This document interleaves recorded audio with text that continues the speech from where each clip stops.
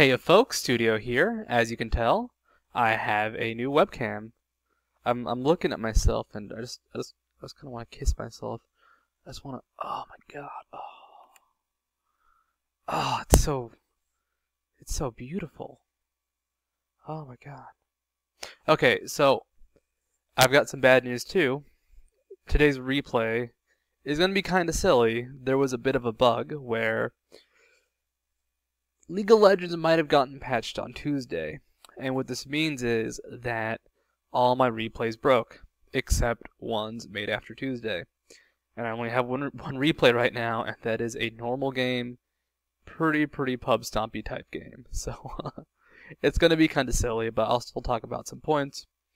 Other news, I will have taught my first lesson. It went pretty well. I'd like to think the guy learned a lot of information.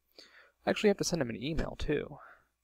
So, thank you, guy I taught and don't know if you want your name revealed. Aside from that, LeagueofStudio.com, it's getting better and cooler by the second. Formspring has been getting a lot of questions, some of them personal, some of them not. I pretty much answer anything unless you're just going to, I don't know, put a bunch of profanities down without a question. I probably won't respond to that. Anyhow, so let's jump into today's replay. It features me on Tristana, in the bot lane in a normal blind pick game against Ashe and Sona. There's not a whole lot to say about it. I'm just going to talk about a few concepts that people don't really know about, or they might know about but not explicitly know about, and I'll just talk about some of this stuff at the end of this replay. Okay, so let's hop in. Okay, so first things first, let's go ahead and check out the enemy lane. It is Ashe and Sona. Both have heal. I do not like this because I think double heal isn't that strong, but they're also unlucky because we have Ignite and Tristana. But this was blind pick. Fred is being the Janna. Fred is on support Janna with Exhaust Flash, and I have heal Ignite. Now the replay is kind of buggy, but I'm going to do something really dumb. And I'm going to go try and invade their golems. But I'm going to do that alone, without Flash, and without a point in my W or a point unspent, aka no escape. I'm lucky that they're not there, but if they had been there, they might have been able to kill me, or do a serious amount of damage, and we wouldn't be able to invade. So if you don't know what golems are, at a minute 40, you can do your jungler's golems. The reason for this is, usually if you start at blue, or do a red to wraith start, you don't get to your golems in time to actually, take advantage of them. Also, one thing to note, as support, watch your HP. It's very possible for you to be low, but even though things look like you're winning, you can still kind of die. And I kind of let him die by not using my heal, but I didn't actually see the Ashe arrow go off. This was a normal, so we were kind of goofing around a bit. We were laughing at this point. It's a very silly game. So, when is the best time to harass? That was not a good time, because I was not doing anything. Ashe kind of walked up to me, tried to do some damage, I just kind of killed her. The best time to harass is when a champion is last hitting. The reason for this is, if a champion is last hitting, they cannot respawn with an auto attack for, a half second or 2 seconds. Also, in case you're wondering about that jump, I should have landed it, but that little piece of terrain kind of blocked it from the river. So, this is something people, I think, understand but don't explicitly realize. When you harass somebody, especially in the AD lane, you want to try and harass someone they can't fight back. This seems obvious, but the most common time people can't fight back is when they're last hitting. And here, we're just jumping on their team because it's what we do. We're Tristana, Janna against Ashe Sona. We just got to be aggressive because Tristana has such an advantage against Ashe and the double heal they have. So on that note, besides harassing when somebody's last hitting, different lanes work differently. So Tristana, we want to play really aggressively. I mean, Tristana has an amazing early game, a kind of weak mid game, and then an amazing late game. The reason she has a weak mid game is her rocket jump and E aren't that effective because she has no magic penetration, and she has no like long-range skills besides her auto attack, essentially. Also, I really like that Ashe play. She almost auto attacked me when she went in the bush, but she was able to right-click on Janna just in time. That may not seem like a big deal, but if she hadn't gotten that one auto attack on Janna, I would have killed her if she went after Janna, or she just wouldn't have gotten the kill. Then she kind of messed up by underestimating Tristana's damage. So, knowing what lanes can do is huge. Once again, it seems obvious, but people tend to underestimate things they haven't dealt with, or overestimate, depending on the situation. In this case, they've greatly underestimated Tristana's damage. At level 1, she has 100 damage from her E, I believe. That's huge. At this point in the game, my 2 spells will take off about half their HP. Throw in Buster Shot, and I have to only have to get a couple auto attacks in to get a kill.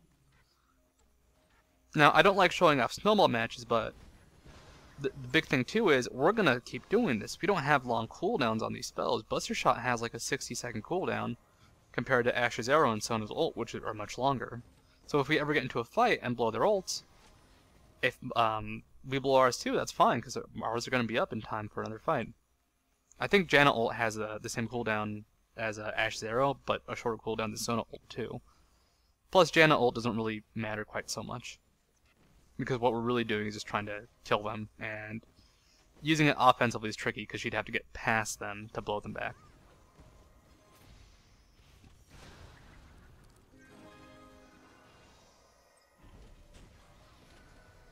I just love how the entire exchange went. Everything was pretty much clutch in that fight. The Janna ult, my heal, the Ashe Arrow, the Sona ult, and that Shen ult, everything was clutch. However, we got an advantage out of that. Shen went down. I did use summoners, but they used summoners too, and my ult has a shorter cooldown than Ashe's ult. Also, since I saw Ashe go back, I realized I could stay and keep last hitting. So in this game, you really want to push your advantage as much as you can.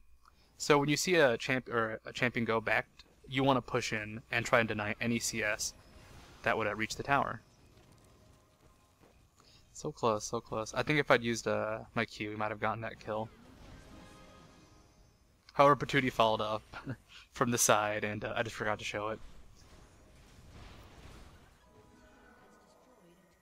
But essentially, anytime you can just kind of pull that advantage, you gotta do it. In that case, I went after Sona. I didn't get a kill, but I blew her heal. And that's gonna be another 3 minutes where she won't have a heal.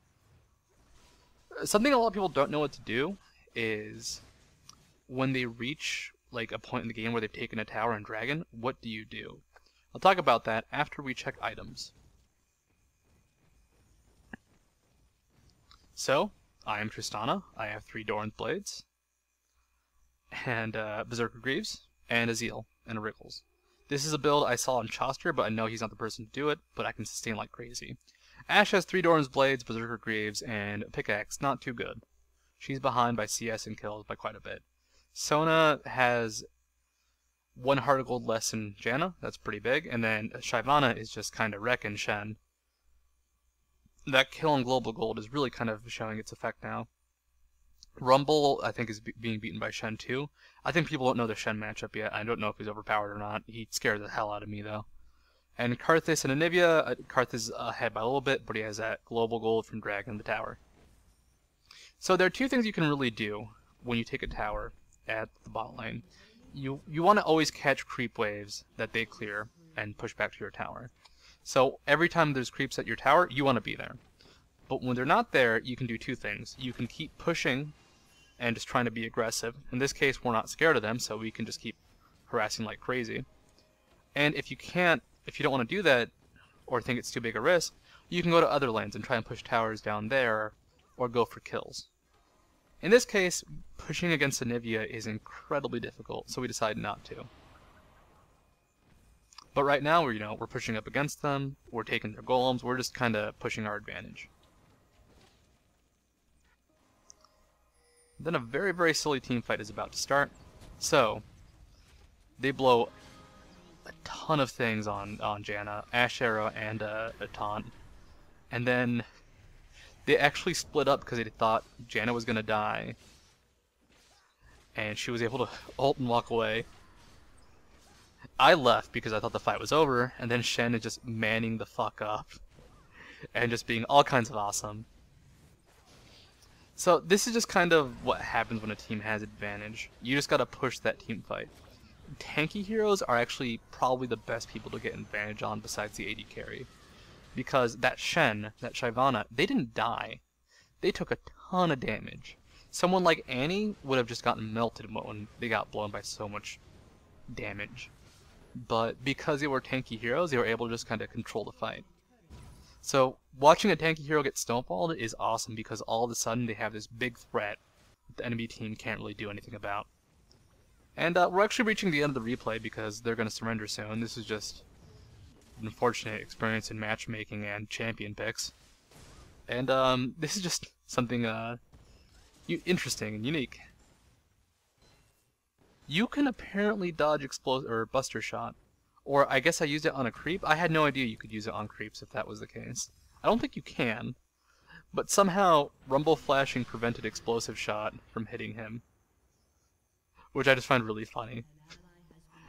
At this point, so normally I'd say, you want to hold your advantage, but they're demotivated. This is a normal game. You know what? Go on to the next game. This one didn't work out. We get a few kills, and they surrender after the Shen dies. GG, and I'm talking about some other stuff after this because this was not the most satisfying video. So see you in a sec.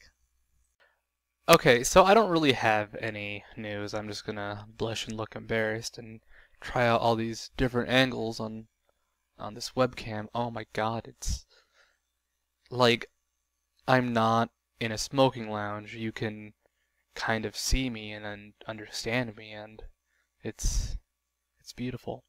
But for news, I'd just like to say Friday I'm going to have a replay from the 1400 Elo bracket. I haven't selected it because all my replays are broken. So send me an email at studio@leagueofstudio.com and I will look at replays and maybe, choose one and do a daily about it.